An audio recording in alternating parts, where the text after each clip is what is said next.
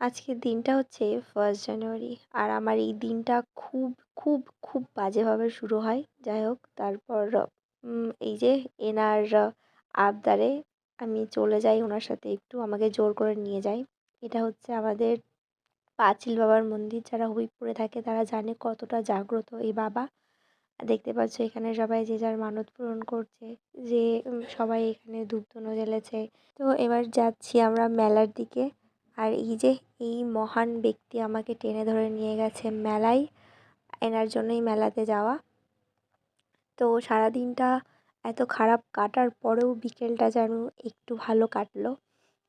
তো ও হচ্ছে আমার ভাই, আর ওর সাথেই গেছিলাম মেলায় ঘুরতে। মেলাটা বেশ ভালো বড়।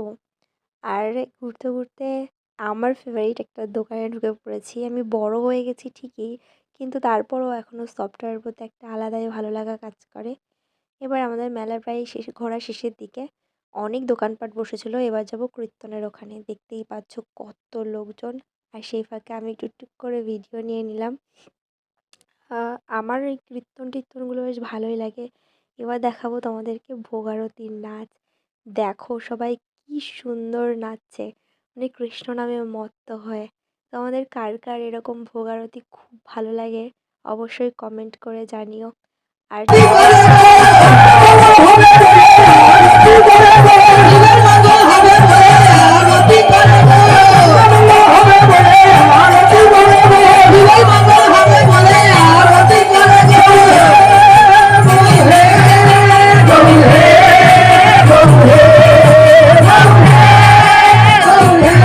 ছিল আমার সাথে, কিন্তু ভিডিওতে আসেনি। চলেছি বাড়ির পথে।